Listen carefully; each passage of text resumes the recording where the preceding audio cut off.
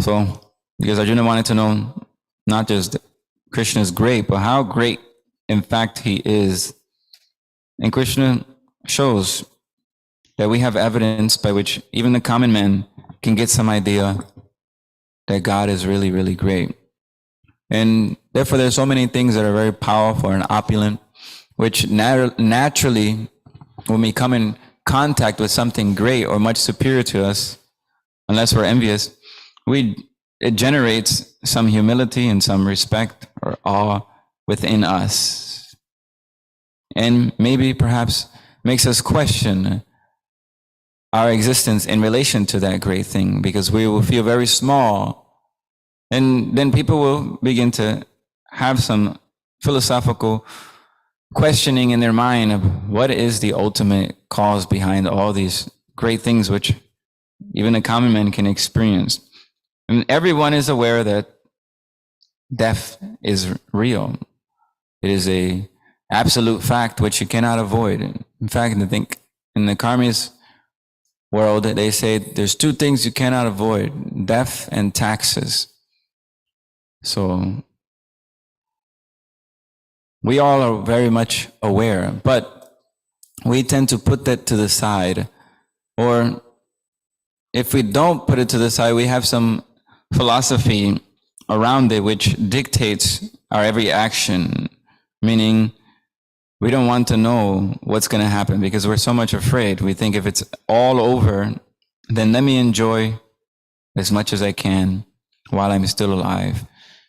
But those in knowledge, they face the concept of death head on, and they try to understand it for what it actually is. For devotee, death is Krishna, another form or another feature of our sweet Lord is death. And that may seem contradictory to how can death and sweetness be equated. But devotees know that everything from Krishna is ultimately sweet if we understand properly. That death has its place. Without death, if we lived eternally in the conditioned state, it'd be actually a hellish existence. Because death clears out the old and allows for the new to come in. So it also teaches us humility, because before death, there's so many indicators that death is coming. And everyone at the end of their life has to submit to death. This is the final authority. Even if you choose the whole life to run away or defy authority, or you can escape from the laws of the government, still you cannot avoid death. So, and this is an ego crusher. So, because everyone is so puffed up in the material world, as Maharaj was saying, Ishvara Aham Bhogi, this Ishvara Aham Bhogi's mentality of I'm the controller and I'm the enjoyer. But death abolishes that concept, at least a little bit. And gradually, the more one is going through death, life after life, and seeing that people are dying around me, maybe in one life one will begin to question, what is the point of it all? Why are we forced to die? Who is forcing us to die? These are questions that only a human being can entertain. And there's a reason for that. That therefore, it behooves us to seek higher knowledge. And the scriptures reveal these things. So a devotee can see death as Krishna, and therefore he's no longer afraid of death, because he understands that death has a purpose. And also from another perspective, it's just a change of body. So the devotee is not bewildered, because he knows he's eternal. He's not afraid. In fact, he's more concerned of how to live, not because if we learn how to live, then we won't have to worry about death. Because living for Krishna is the only type of existence worth living for. Every other existence is already death. One is already killed by his own actions. But when we come to Krishna consciousness, that is only the real living position. So if we understand the gift of Krishna consciousness, then we won't be bewildered at the time of death, as Krishna wants Arjuna to do. Because he tells Arjuna early in the Bhagavad-Gita, yam yam vapi smaram bhavam, tvayantante kalevram. What's that line? What's the next line? Anyone knows?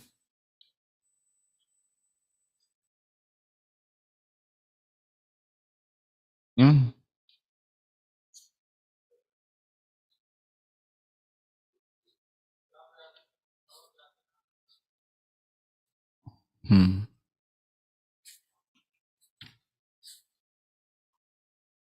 This is tam tam evaite kunteya sada tad bhava bhavitaha. So whatever state of being one remembers, when he quits his body, that state he will attain without fail. So our life is a preparation for the time of death. And everyone, every living entity is, as Prabhupada mentions in the purport, has to be born, has to grow, and then remain for some time. They produce some byproducts, they dwindle, and they finally vanish.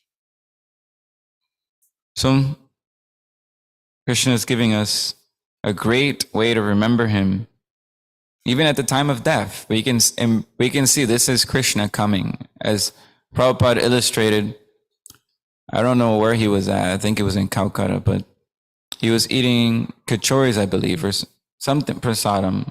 But there was bombs being dropped, but Prabhupada just saw it as Krishna. He wasn't afraid. So anyways, if Krishna wants to kill me, who can protect me? And if Krishna wants to protect me, who can kill me? So the devotee is not afraid of something like death.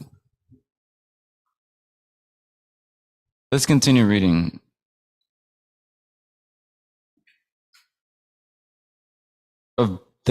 Of hymns, I am the Brihat Sama sung to Lord Indra. Of poetry, I am the Gayatri verse sung daily by Brahmanas. Of months, I am November and December, and of seasons, I am flower bearing spring. It has already been explained by the Lord that amongst the Vedas, the Samaveda is rich and beautiful, with beautiful songs played by the various demigods.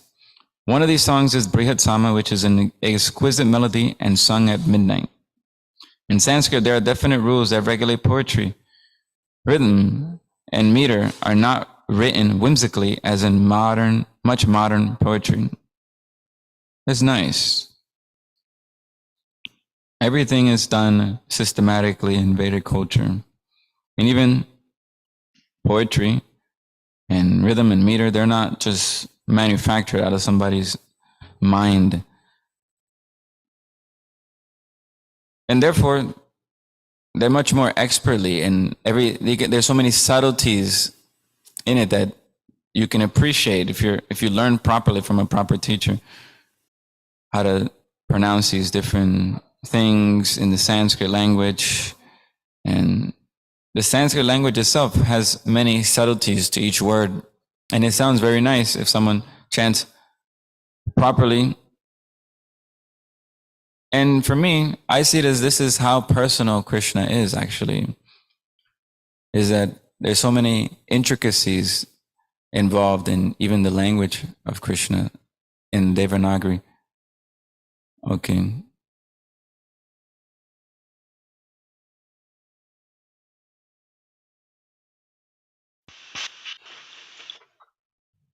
Okay. Hare Krishna. So I'll read this verse and then Maharaj has a comment. Can you turn it up or? Yeah, is this better? Yes. This is Bhagavad-Gita 11:2.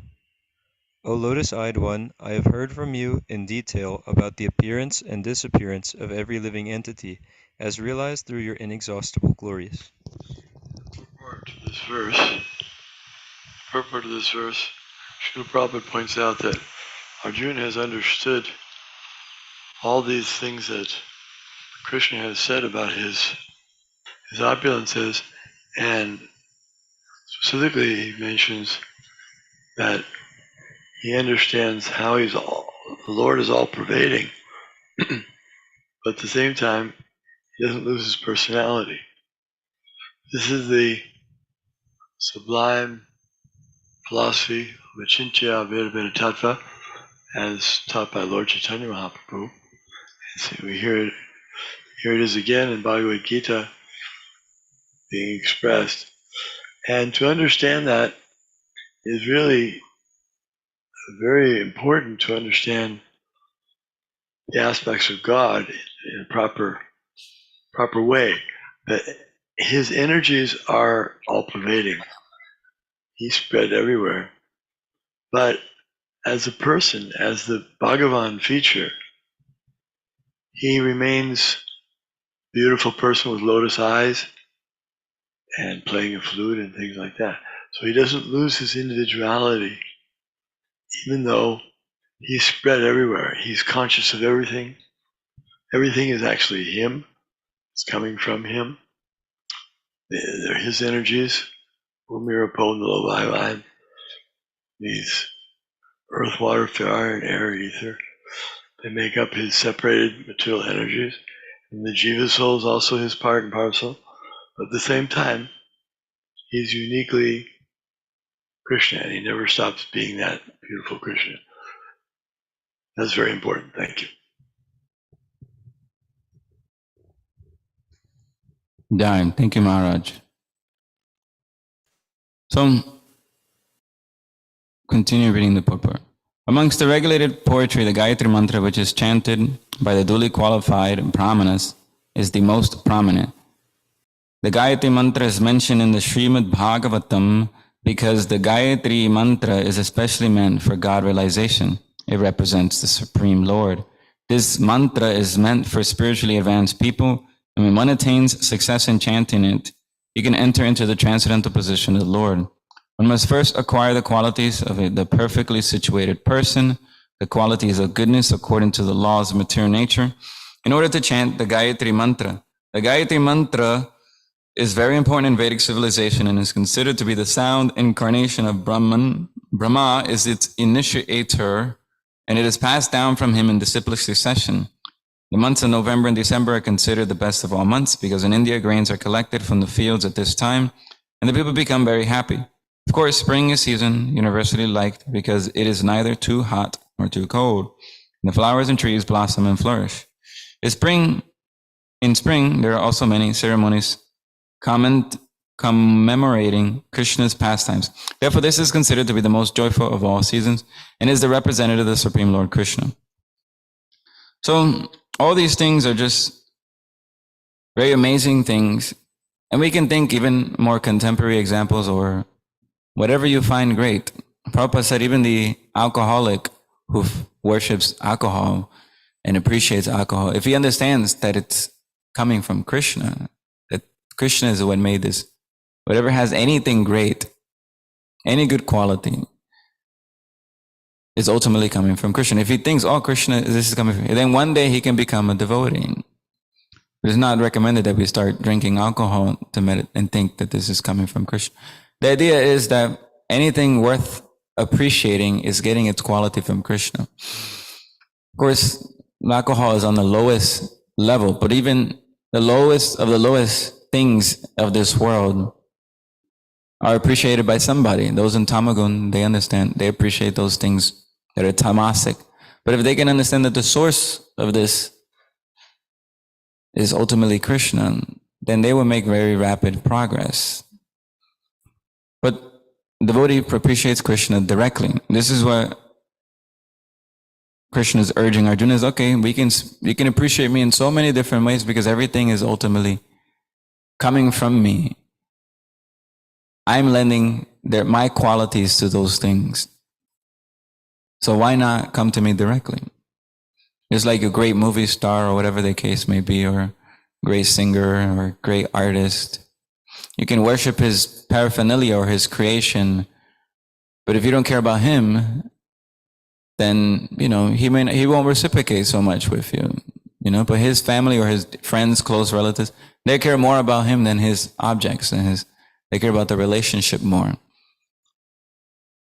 They understand that the person who created these things is actually, he is the beholder of these qualities.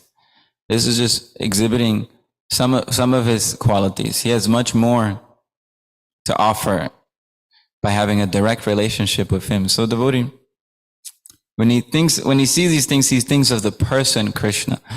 He doesn't separate the person from the object or try to enjoy or understand anything without Krishna. So this is the point of this chapter. It's supposed to impress us on Krishna's qualities so that we can get to know him directly. So let's continue reading for our own purification. I am also the gambling of cheats, and of the splendid I am the splendor. I am victory, I am adventure. I am the strength for the strong. There are many kinds of cheaters all over the universe. Of all cheating processes, gambling stands supreme and therefore represents Krishna. As a supreme, Krishna can be more deceitful than any mere man. If Krishna chooses to deceive a person, no one can surpass him in his deceit. His greatness is not simply one-sided, it is all-sided. This is nice. How many people know before Krishna consciousness that God can be a cheater, the greatest cheater, or a thief? It's like God is a thief. This concept for people, even the problem of evil, people can't even understand or tolerate. How can there be evil in the world? God is good. Why are people suffering if God is good? But his greatness is not simply one-sided. That is our own conception of what greatness is, because we're judging things from the perspective that I'm supposed to be the enjoyer of this world, and if anything that interrupts that is my enemy. And because God is not allowing for people to exploit this world and exploit themselves, he must be evil. He must not be all good. But if we understand the purpose of existence, then if we align ourselves to that, then everything else will make sense. Among the victorious, he is victory. He is the splendor of the splendid. Among enterprising industrialists, he is the most enterprising. Among adventurers, he is the most adventurous. And among the strong, he is the strongest. When Krishna was present on earth, no one could surpass him in strength. Even in his childhood, he lifted Govardhan hill. No one can surpass him in cheating. No one can surpass him in splendor, and no one can surpass him in victory. No one can surpass him in enterprise, and no one can surpass him in strength.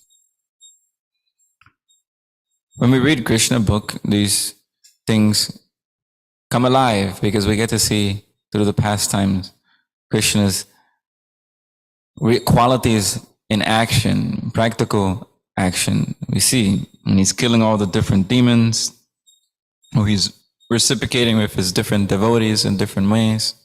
He's arranging so many different pastimes through his Yogamaya potency so that he can invoke more and more attraction to the different living entities. So we can begin to appreciate some of these qualities of Krishna by reading his pastimes.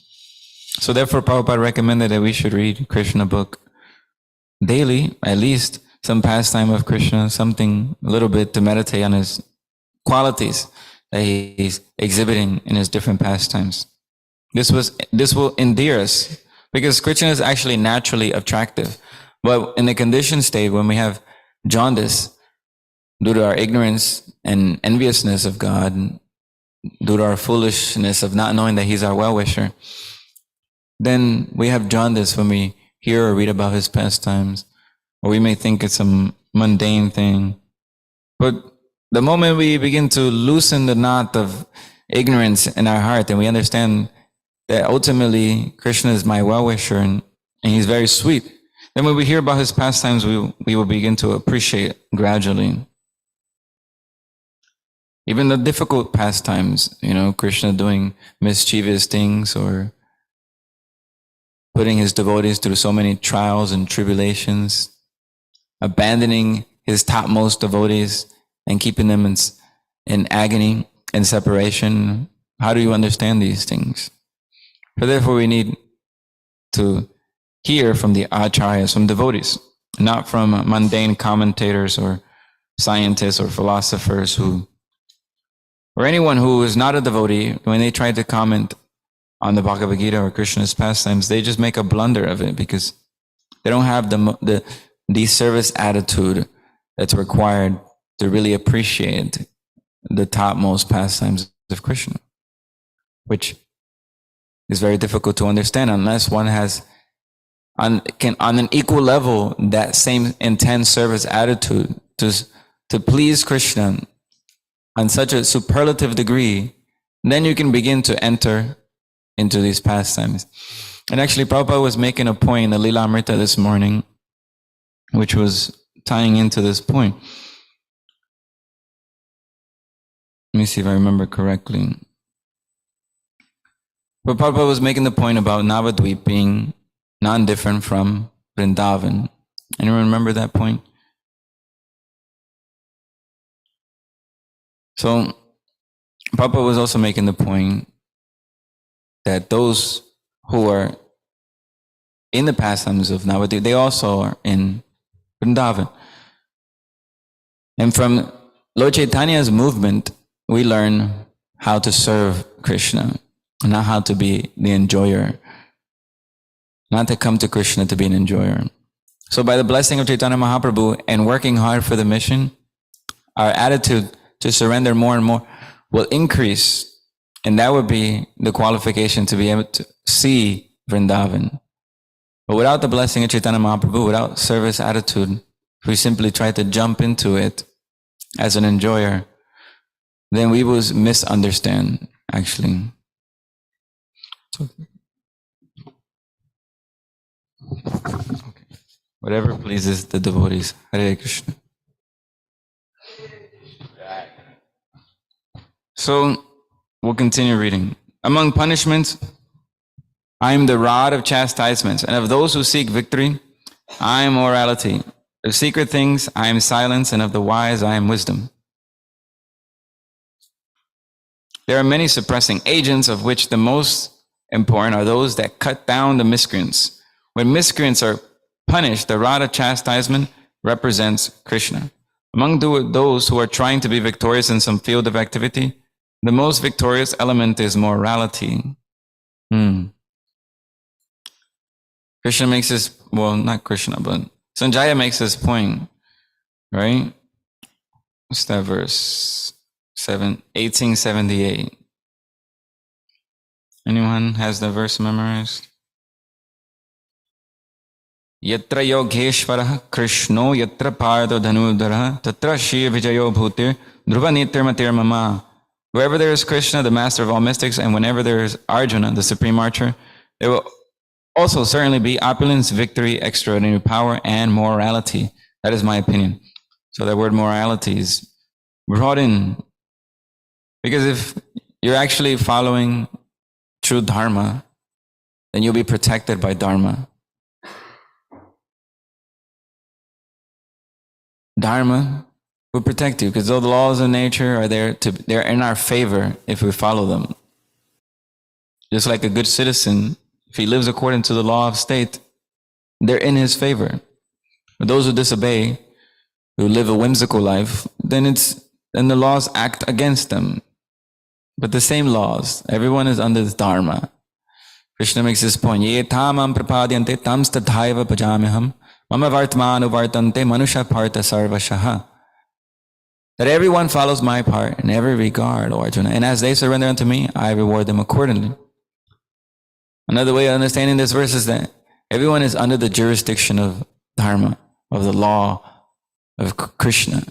Everyone is under his jurisdiction through the laws of material nature or through by his personal self, he gives himself through personal relationship. For devotees, Krishna clarifies this verse in the Bhagavad-Gita in the 9th chapter when he makes the point in 926. At least I know the numbers. Sanskrit, I just forget every now and then. Actually, it's not 26. It's, what is it?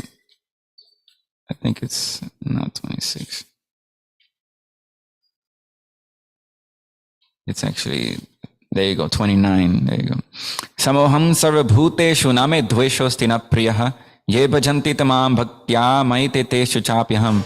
I envy no one, and nor am I partial to anyone, right? Ye tamam prapadyante tam sataiva bhajamah. I am equal to all. But whoever renders service unto me in devotion is a friend and is in me, and I am also a friend in him. So for everyone else, they're under dharma.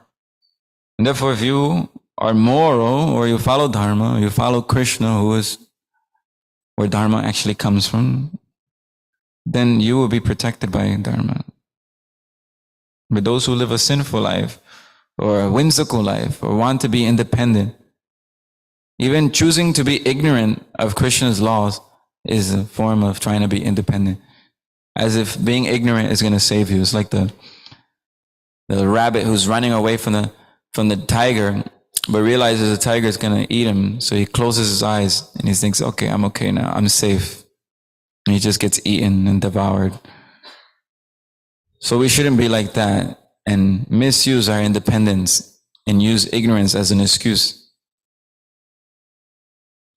Laws of nature are very stringent. So, but those who are actually moral and stand up for what's right, they're actually, victory is on their side. Krishna is guaranteeing this. So if we perform the Yuga Dharma, we're convinced that morality, which is Krishna personified, is, as he's saying, I am morality, then is on our side. So we just stick to what Prabhupada has given us, his mood, his mission. Then we can be confident that we will be on the right side. Arjuna was on the right side because he was on Krishna's side, but the Kurus were on the other side. Despite them being family members, and despite all endeavors to try to rectify the situation and do things according to Dharma, according to Krishna personified, it's not that they didn't try to do things properly, because we have a duty to uphold Dharma, especially the Kshatriyas, but even the Brahmanas, and we're a society that's meant for first-class Brahmanas, so we do have a duty to actually uphold the words of God, the words of the Acharyas, in defiance of everything else that defies against it. So, and those who do so, morality is on their side. Those who don't are like the Kurus, like the Kauravas. They're on the opposite side. And by the arrangement of Krishna, then Arjuna and those who are moral, they're put into the proper position. So devotees are faithful, but they go on trying to uphold Dharma to their best abilities.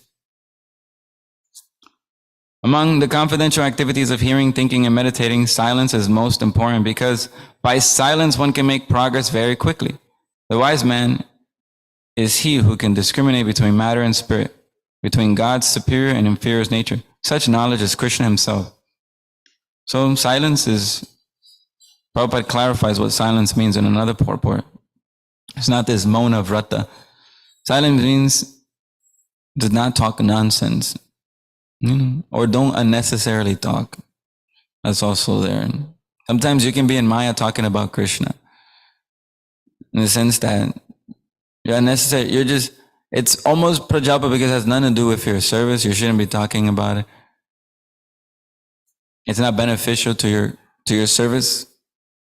It can also be subtly Maya, because there's no consciousness behind those words. You're just talking, but you don't know why you're talking. So the devotee has to be conscious, not just unnecessarily waste time, even in the name of Krishna conscious. Or you can be talking about Krishna for promoting, your own nonsense, like some people, sahajas, do. So this is not real Krishna Katha. Or people chant the holy name for money. Yes, come and chant at our program and we'll give you some money for your chanting. But this is not, the holy name doesn't manifest itself in those who want to use the holy name. We're servants of the holy name. Chaitanya Mahaprabhu never tried to be the master of the holy name. The wise man, this is real sobriety. We have to actually see what is matter and what is spirit. And this may seem like a simple statement, actually, but you can unpack this statement, matter and what's his spirit. If we know what spirit is, we need spirit is alive. There's activities. There's implications that are actually have to do with reality. And we should care about those things. And we should be attached to those things and detach from that which is temporary. But we think matter and spirit just means difference between the soul and the body. But matter and spirit means the whole gamut for the whole material concepts, everything. We should know very clearly what is not Krishna conscious and what is Krishna consciousness. And what is clearly we should do for our benefit to advance and what is not going to help us advance. And in fact, we should do it immediately, not hesitate. That's what Anukul Yasya Varjanam. We make that vow that I will accept everything that is favorable for my Krishna consciousness. Of course, we're fortunate we have a devotee association. We can pray, we can chant, we can read the scriptures, we can talk to many devotees to help us and guide us to make progress and make decisions. Because life is difficult. Living is difficult. But if we exist for Krishna, then even difficult becomes very blissful. So I'll end there. For any questions or comments?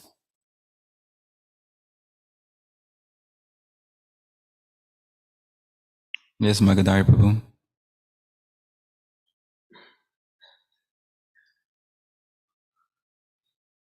Hare Krishna, Krishna Krishna, Hare Hare. Hare Rama, Rama Rama, Hare Hare.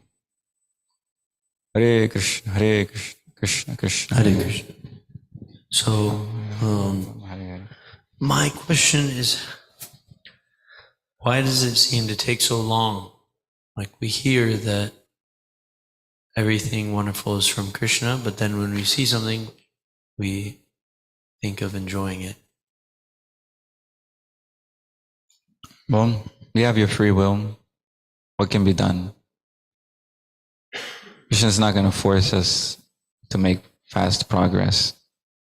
But actually in Chaitanya Mahaprabhu, in the Chaitanya Charitamrita, it says there's many birds in the sky. Some are flying very high and some are flying very low. So it's up to our individual endeavor to actually stick to the lotus feet of the previous acharyas and follow strictly. Everyone has their free will. What can be done? How fast do you want to make advancement? That's up to you. You want to play in the mud one more life? Okay. But it's a tough pill to accept that it's our fault, that we have. But at the same time, when we accept it, it's actually a big relief also. Because Krishna is empowering you to do something, to take responsibility, that you don't actually have to submit to Maya. You don't have to hold on to her. But it's up to you. What can be done? Is that okay? Hare Krishna. Anything else? Zamuk Prabhu.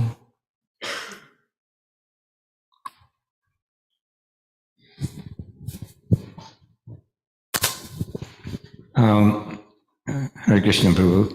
Since Krishna is the owner, enjoyer, and controller, so actually in a real true sense, if everything we do for Krishna's enjoyment, it automatically come back to us, right? I mean, we can only enjoy through Krishna. It's like pouring the water into the roots. The whole tree gets nourishment. So actually,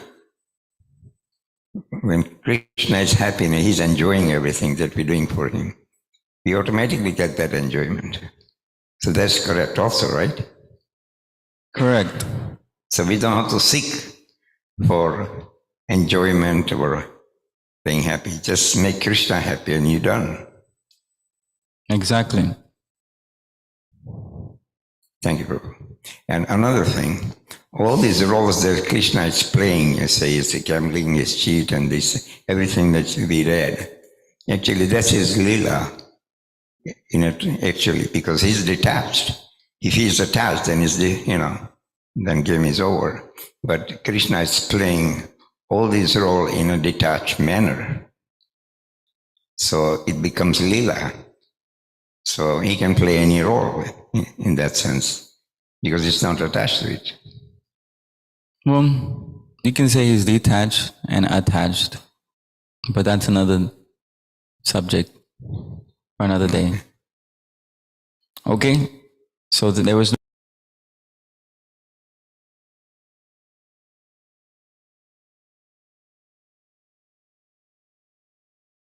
कृपा सिन्धुभ्य एव च पतितानं पावनेभ्यो वैष्णवेभ्यो नमो नमः.